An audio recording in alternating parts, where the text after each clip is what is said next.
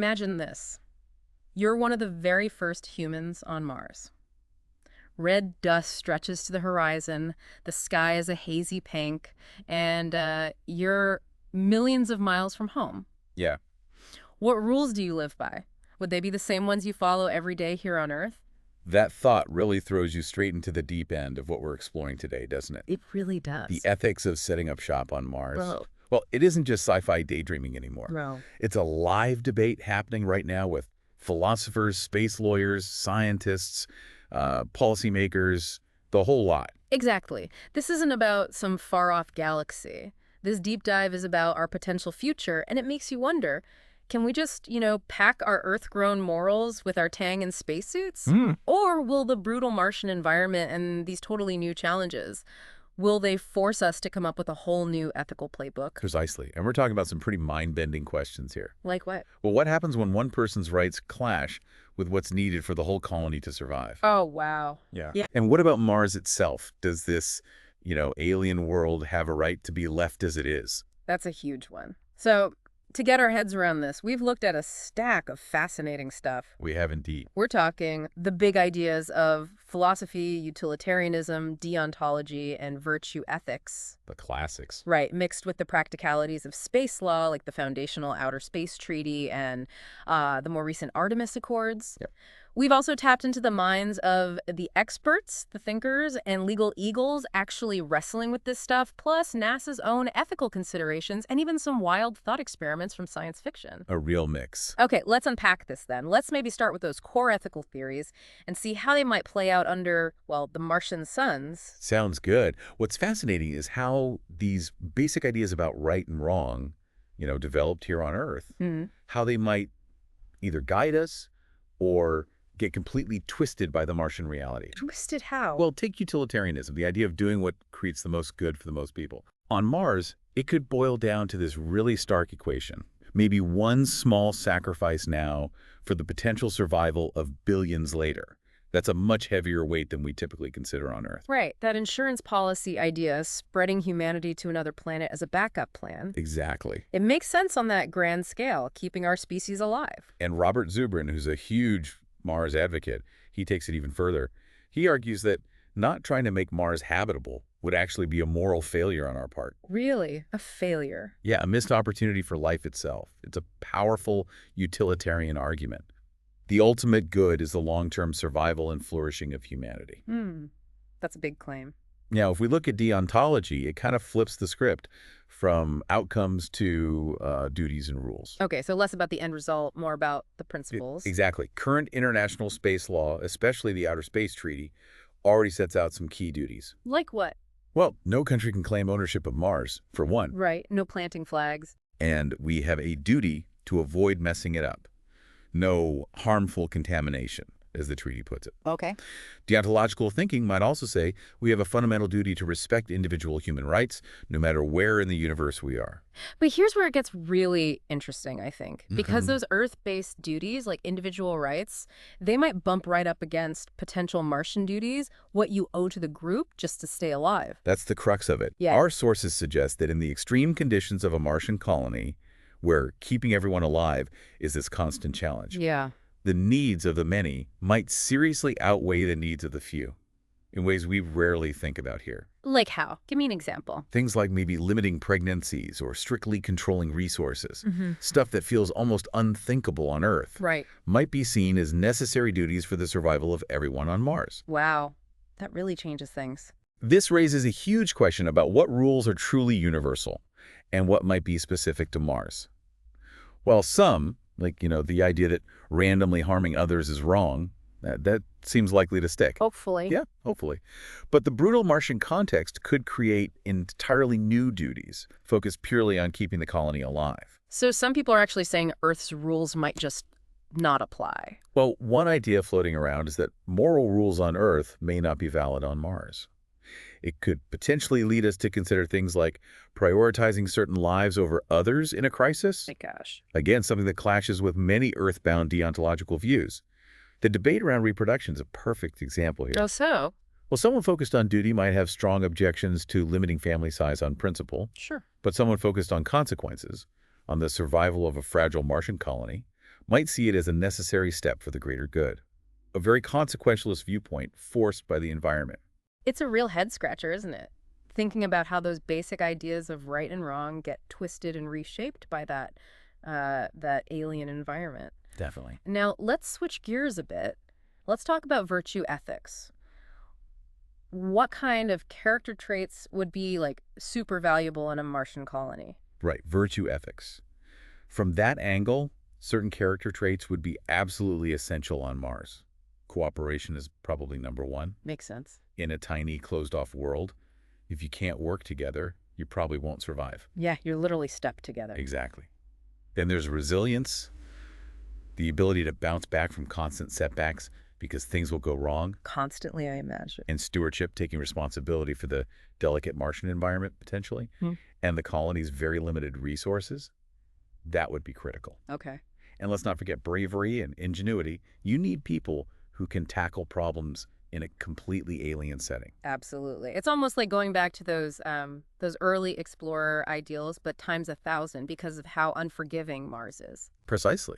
And our sources even touch on environmental virtues, this almost spiritual respect for Mars, valuing its untouched state. Oh, interesting. Like in Kim Stanley Robinson's Mars books. Exactly like that. Yeah. It's about seeing Mars as having its own worth, perhaps, not just as a gas station in space or a backup drive for Earth. Valuing the planet itself. But on the flip side, being reckless or greedy or just plain arrogant, well, that could spell disaster for everyone in such a confined and dangerous place. Yeah, one mistake could be catastrophic. Right. Philosopher Nick Nielsen talks about the need for epistemic humility in space exploration. Epistemic humility, what's that? Basically admitting what we don't know. Approaching this new world with caution and respect, not assuming we have all the answers. That sounds wise. So we've looked at these different ways of thinking about ethics. Utilitarianism, deontology, virtue. And it seems like even though they come at morality from different angles, they often point towards similar actions, especially when you're all on the same survival boat on Mars. That's a crucial point, actually. As our sources highlight, whether you're focused on the greatest good, your duty, or cultivating good character, you often end up in the same place when it comes to basic cooperation and looking out for each other. Right. On Mars, this overlap is likely to continue, especially around things like sharing resources fairly and taking care of the environment. But maybe for different reasons. Exactly. The extreme dangers of Martian life might change the reasons why we do those things. Suddenly, sharing your water might not just be polite. It's survival. It could be a moral imperative for the survival of the whole crew, shifting the weight of the utilitarian calculation, or maybe redefining the scope of your duties. Okay, so Earth's ethical theories give us a starting point, but Mars is going to demand some serious rethinking. Seems that way. Now, let's blast off into the legal side of things. What does Earth's law actually say about what we can and can't do on Mars right now? Well, before any Martian laws get written, there's the big one. The Outer Space Treaty of 1967. The OST. Think of it as this sort of foundational rule book for space exploration that most countries have signed up to. Article 1 is key. It says that exploring and using outer space shall be carried out for the benefit and in the interests of all countries. Benefit of all countries. That sounds like a pretty, well, idealistic way to start our journey to the stars. It is, yeah. And Article 2 is just as important. It clearly states that no country can claim ownership of the moon, Mars, or any other celestial body. So no planting your flag and saying, this planet is mine, under current international law? Nope, can't do it. And Article 9X adds another layer, saying we need to avoid harmful contamination of other worlds and consult with each other if our experiments might cause problems. Okay, so right now, Mars is kind of like international waters. Open for everyone to explore peacefully, but belonging to no single nation. That's a good analogy. Yeah. A global commons, legally speaking. But what about the actual people who go there? The colonists? Who makes the rules for them? That's the million-mile question, isn't it? The Yeah. treaty doesn't spell that out in detail. However, the general idea, the default, is that whatever country sends people to Mars is still responsible for them and their spacecraft. Like a ship on the ocean flying its country's flag. Exactly like that. Mm-hmm. So those first Martians will probably be under the laws of whatever Earth country launched them. As one source points out, even after landing, Mars itself would not belong to any particular country or entity. Right. Meaning, an American-built spaceship landing on Mars would likely see its crew initially bound by U.S. law, at least until they set up their own system. That makes sense at the start, but it feels like a temporary fix, What happens as settlements grow and become more self-sufficient? Does Earth law still apply millions of miles away? That's where things get tricky, and where space law is trying, maybe struggling, to catch up. But so. Well, the Outer Space Treaty was written way before private companies were seriously talking about mining asteroids or setting up colonies. Good point. Now we're seeing things that are starting to push against the strict interpretation of the OST. For instance, the U.S. and Luxembourg have passed laws saying that companies can own the resources they extract from space, like water, ice, and minerals. Oh, okay. So not the land, but the stuff you dig up. Pretty much. And the U.S.-led Artemis Accords, while promoting cooperation, also allow for this kind of resource ownership in designated safety zones. And is that controversial? Oh, yeah. Some countries feel these new rules unfairly favor those doing the digging, the ones with the technology right now. They argue it potentially goes against that original OST idea of space being for everyone's benefit. So while you can't own the Martian dirt itself, you might be able to own the valuable stuff you dig out of it. That sounds like a potential loophole, or at least a big area for debate. It is, and it shows the growing tension between the original spirit of the OST and the increasing drive to, well, use space resources. Top space lawyers, like Timi Broganaba, point out that there's no real way to enforce Article 1's promise of benefit to all countries, which raises serious concerns about fairness. Who gets the profits from Mars? How is that shared? This also brings up Elon Musk's idea of Mars as a free planet, right? Yeah. Where no Earth government has authority. Sounds very independent in theory. It does, but legal experts are pretty quick to say that under current international law, Mars isn't a legal free-for-all. No. No.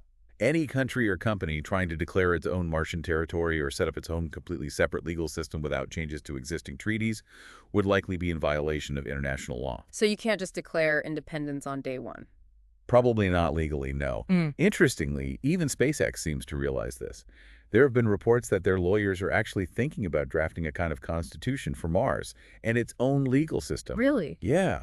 But most legal experts agree that any real Martian government would need a lot of international agreement, and probably new treaties to be seen as legitimate. So no quick escape from Earth's legal framework, at least not yet. It sounds like governing Mars is going to be a really complex mix. A mix of existing international law, the laws of the countries that send the first settlers, and whatever new rules the Martians themselves might try to create, hopefully with the world's blessing. That sums it up well. And it's interesting that even NASA's own planning documents see those early Martians as peoples of the Earth working together. Exactly. Ethical governance on Mars won't be something one group just decides unilaterally. It's going to take everyone involved, scientists, lawyers, policymakers, and crucially, the future colonists themselves, all grappling with these basic questions of property rights and what we owe each other in this completely new place. Okay, we've explored the big ethical ideas and the legal rules. Now let's hear from the experts, the ethicists, scientists, policy wonks, the people actually thinking hard about the moral questions of living on Mars. Right. What's really interesting here is that you see kind of two broad camps emerging. Yeah, okay. On one side, there's a strong belief that we need to hold on to core human values, things like human rights, justice, respecting life, no matter where we go in the universe. Preserve the best of humanity, basically. Yeah. Historian Nicholas Dirks, for example, warns against repeating the mistakes of past colonization on Earth. He says we should aim for a Martian constitution that actually learns from our history, from our failures. That makes a lot of sense. You'd hope that basic decency wouldn't just disappear on the way to the red planet. You would hope. But then there's the other side, Uh-huh. arguing that Mars is just so fundamentally different, so extreme, that we might need to seriously rethink some of our most fundamental earthly ethics. Adapt or perish, ethically speaking. Something like that. NASA astrobiologist Christopher McKay famously asked, "Does Mars have rights?" Wow. Does it? Well, his point was that maybe our ethical considerations are tied to the presence of life. If Mars is truly lifeless, do we owe the same moral consideration to its rocks and dust as we do to Earth's living ecosystems? That forces you to really think, where do we draw the line for what deserves our moral respect? Exactly. And some argue that Mars does have value in itself, even if it's not teeming with life. Philosopher Paul York even calls the idea of completely changing Mars through terraforming a massive act of vandalism. Vandalism. Wow, that's a strong way to put it. Seeing the potential transformation of Mars as something destructive, not progressive. It is strong. And it fits into this growing idea of space environmentalism. Even NASA's own ethical guidelines for going back to the moon and then to Mars talk about humans as trustees of these other The worlds. trustees. Yeah, with a duty to protect, expand, and preserve all life in the universe, which is a pretty big statement. It suggests we're starting to realize our responsibilities go beyond just human well-being, maybe to the environments we visit. I think so. And scientists are also really concerned about planetary protection. Right, avoiding contamination. Yes, it's seen as an ethical obligation to avoid contaminating Mars with Earth microbes. Why is that so important ethically? Well, two main reasons, really.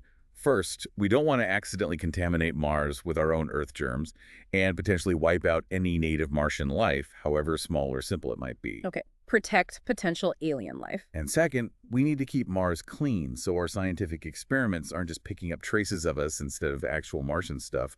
We need to know the results are real. So it's about scientific integrity and potentially protecting alien life. Got it. So it's not just about how humans treat each other, it's about our ethical relationship with an entire planet, even if it looks empty. And then there's the really tough question, maybe the toughest, how the Martian environment might force us to reconsider some of our most basic beliefs about human life itself. Exactly. An essay from the Blue Marble Space Institute, looking at the possibility of families on Mars, makes a pretty blunt statement. Which is, The moral rules on Earth may not be valid on Mars. Yeah. The extreme dangers of pregnancy and raising children in the Martian environment, the radiation, the low gravity, the reliance on technology could lead to big shifts in how we think about life and death. oh so? The essay suggests that things like abortion or genetic selection, which are, highly debated on Earth, Hugely debated. might become morally acceptable, perhaps even necessary on Mars if the survival of the small, isolated colony is the absolute top priority. Because the colony's survival trumps individual choice. That's the argument. In such a closed system, as they put it, the value of the group increases over the individual. That's a really unsettling thought, the idea that basic individual rights, especially around having children, might be limited or even reversed for the sake of the whole group on Mars. It really highlights the potential for our ethical priorities to be turned completely upside down in an environment where survival is such a constant struggle. So are people proposing actual new rules for Mars based on this? Yes, philosophers have even started proposing specific ethical frameworks. Robert Cowley suggests the idea of Martian rights. Martian rights, like human rights. Similar idea, but tailored to the Martian context. It might include rights adapted from what we already know, but also potentially new rights specific to Martian conditions, like maybe a right to energy and water, Okay. and maybe even rights for Mars itself, going back to that environmental point. Wow. Others have suggested specific constitutional rules to make sure scarce resources are shared fairly, or perhaps to put limits on having children, tying it back to the colony's carrying capacity. It's clear that the experts aren't just, making things up as they go along. They're actively trying to think ahead about the ethical challenges we might face on Mars Right. and develop possible ways to deal with them. Precisely. They're wrestling with what justice, rights, and responsibilities might actually look like in a completely new and very demanding context. Now, we've talked about ethical theories, space law, expert opinions, but science fiction has been imagining Martian societies for decades. Oh, absolutely. What can these fictional worlds tell us about the potential for Martian morality? Any lessons there? Science fiction acts as this incredible moral testing ground, doesn't it? It lets us see the potential results of different ethical approaches in a Martian setting without, the real-world consequences. Like a simulation. Exactly. Kim Stanley Robinson's Mars trilogy is a perfect example. It vividly shows a future Martian republic grappling with the ethics of terraforming. Changing the whole planet. Yeah, that fundamental question. Do we have the right to drastically alter an entire planet? The green minority in Robinson's books even turns to eco-terrorism to try and keep Mars in its natural state. Wow. It highlights how deeply felt and potentially opposing values could arise among Martian colonists. The trilogy ultimately shows this split between Earth-centric and Mars-centric values, suggesting that the Martian environment itself can shape a unique Martian identity and moral code. It's a powerful illustration of how a new world can create new values, which can even clash with the perspectives of the home planet. What about how Martian societies might govern themselves? Have science fiction authors explored that? Oh, absolutely. Robert Heinlein's The Moon is a harsh mistress. Okay, it's set on the moon, not Mars, but Close enough for this discussion. I think so. It gives us a look at a colony that pretty much runs without formal laws or government, Yeah. relying instead on contracts and a computer-run justice system. Sounds efficient, maybe. It's often seen by some as this ideal of pure freedom, naked liberty on a new frontier. While maybe not entirely realistic for the long term, Probably not. it makes you wonder if Martian societies might reject traditional Earth-based forms of government. It's interesting to see that range in science fiction, from the more structured societies in Robinson's work to the almost lawless vision in Heinlein's. And then there's something like Star Trek's Prime Directive, that rule about not interfering with other cultures. Has that idea influenced how we think about Mars? Interestingly, yes. Mike Okuda, who actually worked as a designer on Star Trek, The Next Generation, Oh, cool. he has said that the Prime Directive is like a guiding ethical principle, even influencing how NASA thinks about interacting with potential life beyond Earth. Really? So Star Trek influenced NASA ethics? To some extent, yeah.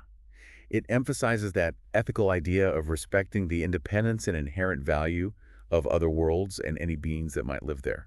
So in this way, science fiction pushes us to really consider how and if we should export our ideals and systems to Mars. Will Martians create their own constitutions, maybe learning from Earth's past mistakes? Could they come up with entirely new ideas about rights and freedoms that we haven't even thought of? The common thread in a lot of sci-fi is that new worlds often lead to new societies and new moral codes, which can sometimes be very, very different from what came before. So science fiction isn't just fun stories. It's like a testing ground for these complex ethical and societal questions in a Martian setting.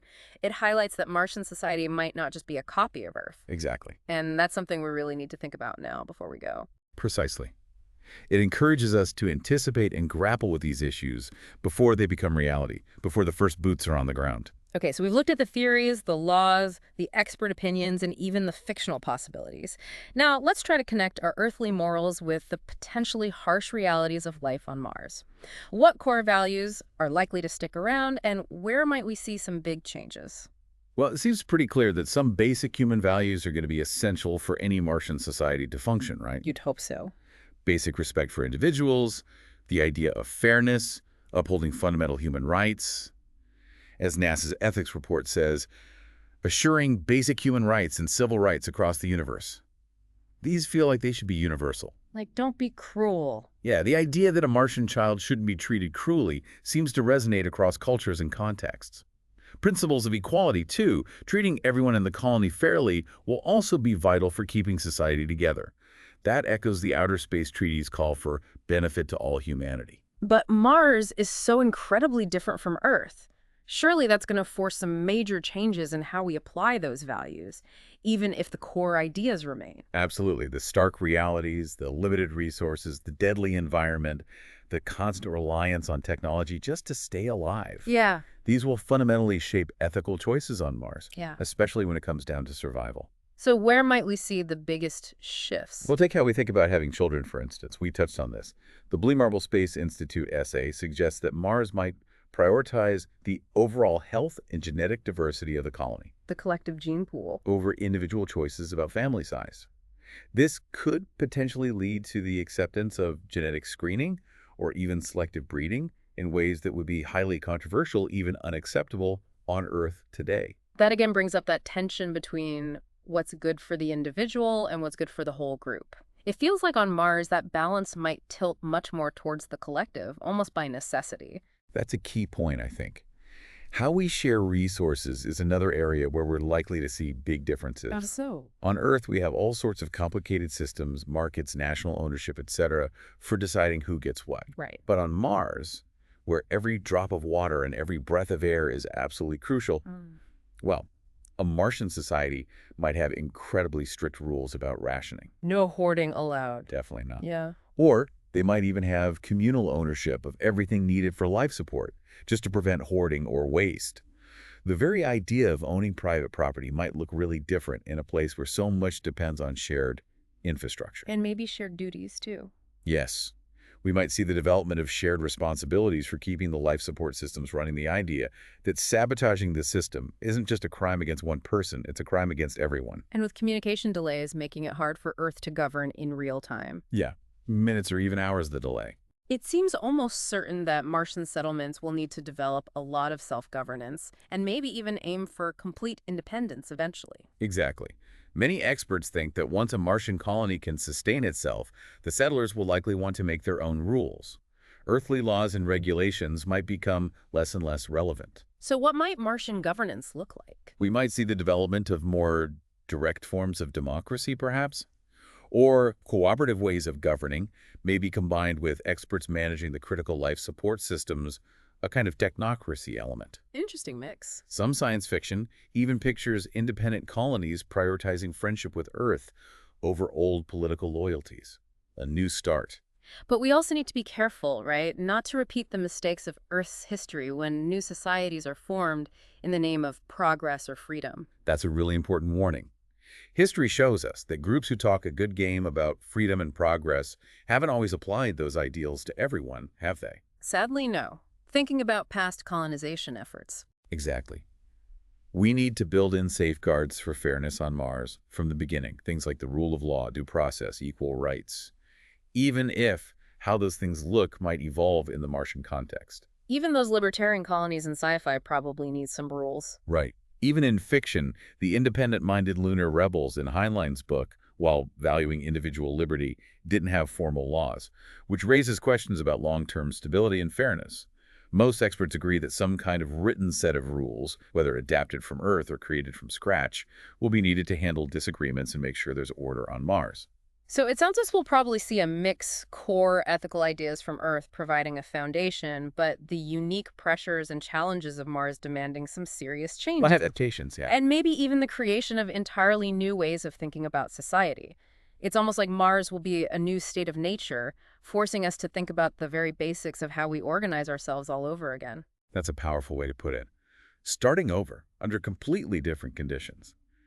We'll need to decide which principles are essential to take with us, which ones we need to adapt, and what new ones are crucial for survival and, hopefully, a just society on the red planet. And our values might shift. As one study points out, what we value might even shift. The survival of a small, isolated, genetically limited Martian community could potentially lead us to prioritize the needs of the group over some individual rights, using that consequentialist logic we talked about. So it's not about throwing out all Earth ethics. No, definitely not. It's about carefully and thoughtfully selecting, adapting, and maybe inventing anew. This all leads to the big question. How do we actually go about creating a Martian ethical framework? It sounds like this isn't something we can just figure out when we get there. Absolutely not. That would be unwise.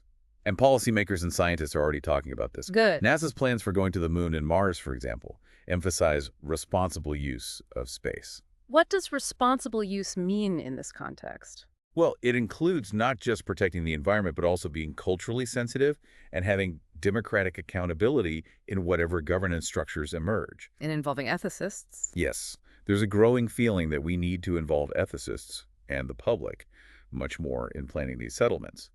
After all, as our sources point out, who gets to decide is just as important as what to decide when it comes to setting up societal norms on another world. You can't just be engineers and mission planners. That seems crucial. So what are some of the specific new rules or ideas that might be part of a future Martian ethical framework? What are people proposing? Several key areas keep coming up in the discussions. Resource justice is likely to be super important. Why? This might involve strict communal management of essentials like air, water, and food, maybe even a universal basic allocation of resources for everyone, just to ensure basic needs are met. Like a right to survive, basically. Yeah, which leads to another idea, a fundamental right to life support. But this could also mean having difficult rules around how many people the colony can realistically support. Right, population control and reproductive choices again. Exactly. Protecting the Martian environment, even if it looks barren, is another big one. This could lead to very cautious approaches to changing the planet, maybe strict ecological principles. Like a prime directive, if we find life. Potentially, yes. Or preserving unique landscapes for science or heritage reasons, even if there's no life. Stronger eco-precautionary principles than we often apply on Earth. What else? The need for autonomy and governance that respects the self-determination of the Martians seems essential, given the communication delays. Maybe through their own constitution. Making their own way. We might also see different ethical lines drawn around life extension or genetic enhancement, perhaps encouraging things that aid survival while banning untested risks. If multiple colonies pop up, we'll need ethical rules for how they interact with each other. Maybe borrowing ideas from things like the Geneva Conventions to prevent conflict and encourage cooperation and fair trade. Like international relations, but on Mars. Sort of, yeah. And finally, as people are born and grow up on Mars, we'll need to think about cultural rights and recognizing a distinct Martian identity, maybe even Martian citizenship, alongside Earth citizenship. It sounds like a really intricate set of potential rules and ideas, drawing from our experience on Earth, but also really adapting to the unique challenges of Mars. Yeah. And the experts are saying we need to start these conversations now. Absolutely. Thinkers like Paul Formosa emphasize the importance of cultivating good qualities, virtues like respect, fairness, and an awareness of our own small place in the universe as we venture out. Thinking ahead ethically. Right. The bioastronomy community has even called for updated international agreements, new treaties maybe, that specifically address human settlement, the protection of potential alien life, and how we assess the environmental impact of big space projects. So then the message is, plan ahead. The main message is that while our earthly moral traditions give us a foundation, Mars will require its own ethical framework, one that we need to actively develop, discuss, and carefully put into place. We can't just wing it. So, as we wrap up this deep dive, it's really clear, isn't it? Sending humans to Mars is not just an incredible technological leap. Far from it. It's also a profoundly ethical one. On the one hand, those core human values, things like empathy, justice, working together, they feel like they should be true no matter where we are. And the existing international law, like the OST, does try to bring some of those ideas into our exploration of space. There's a baseline there. Yeah, and it's a big but. As we've discussed, the harsh realities of Mars with its deadly environment and incredibly limited resources mean we can't just take our earthly morality for granted. No, we're going to need careful thought, serious adaptation, and probably some difficult choices. And that brings us to our final thought for you, the listener. Humanity's journey to Mars won't just shape Martian society. It will also reflect our deepest values as a species, won't it? It inevitably will. What kind of ethical legacy do you think we should aim to leave on the red planet? What fundamental principles should guide us as we venture beyond Earth? This deep dive, we hope, has shown that this is just the start of a fascinating and absolutely vital conversation. Yeah, one that draws on philosophy, law, science, expert opinion, and even the power of our imagination through science fiction. We really encourage you to keep pondering these questions, maybe even explore some of the ideas and sources we've touched on today. Because the future on Mars depends on the ethical choices we start making right now.